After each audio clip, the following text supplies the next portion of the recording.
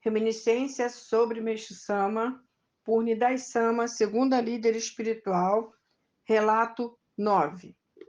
Era sempre uma pessoa paradisíaca. Vários fatos ocorreram depois que nos mudamos para Tamagawa. Meixo Sama passou a ser vigiado pela delegacia de polícia local. Gostaria de relatar uma passagem interessante que ocorreu. Visto que a área ocupada pela propriedade em Tamagawa era bastante extensa e chamava a atenção, o delegado de polícia local veio nos dar boas-vindas bem cedo de manhã. Naquela época, Meixo-sama acordava um pouco mais tarde e, nesse dia, ainda estava descansando. Então, a pessoa que atendeu a autoridade disse que Meixo-sama estava dormindo e dispensou-o sem maiores formalidades. Esse fato fez com que o delegado se ofendesse, pois viera especialmente cumprimentar Meixo-sama e sentiu-se tratado com desconsideração.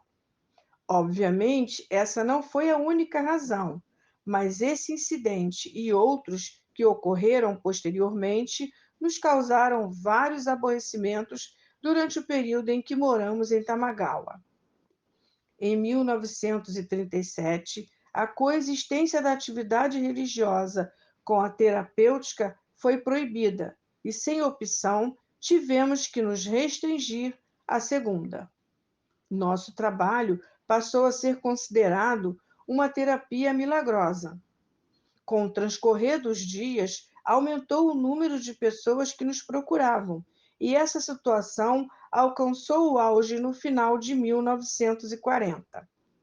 Havia assistentes e ministros que auxiliavam, mas como o número de pessoas ultrapassava mais de 100 por dia, frequentemente não tinham tempo nem mesmo para almoçar, tornando-se assim um cansativo trabalho físico e mental. A fadiga se estampava no rosto de Meixo-sama a cada dia, o que me causava profunda preocupação.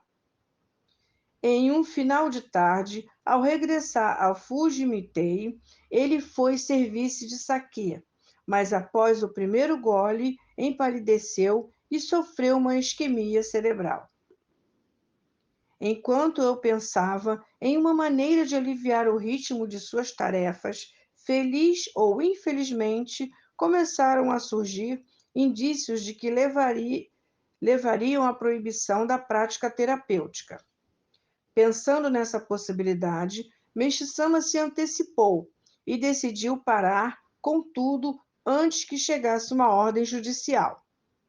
Ele então entregou à delegacia de Tamagawa uma carta que comunicava a interrupção de suas atividades. Os policiais a receberam sem disfarçar a surpresa. Eu sentia que era uma época de grandes mudanças, extremamente providencial, tanto para a saúde quanto para a expansão que ocorreria daí por diante. Todavia, no que dizia respeito ao aspecto financeiro, podemos dizer que foi um duro golpe. A residência em Tamagawa havia sido adquirida com o dinheiro de um empréstimo, e ao assinarmos o contrato de venda, descobrimos que o proprietário havia firmado outro contrato com o Sr. Goto, o que gerou um processo judicial. Com isso, tivemos que fazer um depósito em juízo e o processo se prolongou até alguns dias antes da ascensão de Meixo-sama. A esposa do Sr. Goto e eu nos encontrávamos ocasionalmente em alguns eventos e éramos próximas. Creio que a contenda se prolongou devido ao fato de ambos os maridos serem teimosos e não terem cedido. Como todos sabem, o pote de glicínias de Nensei Nonomuro acabou ajudando a reconciliá-los.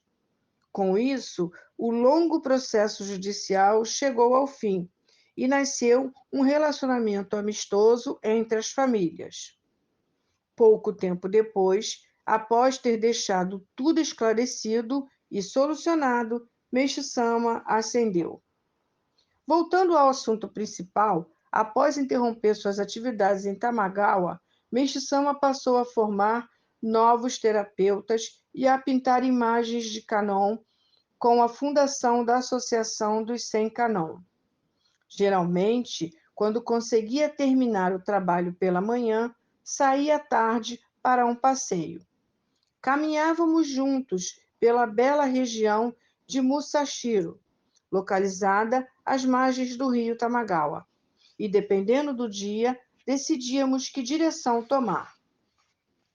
Durante tais passeios, ele falava sobre as construções futuras que realizaria. Para Meixo-sama, que era sempre otimista em relação ao futuro, as adversidades eram insignificantes. Entretanto, na realidade, ele até tinha sofrimentos e aflições, mas, como de costume, jamais tocava em assuntos negativos. Eu acho que ele era realmente um ser celestial.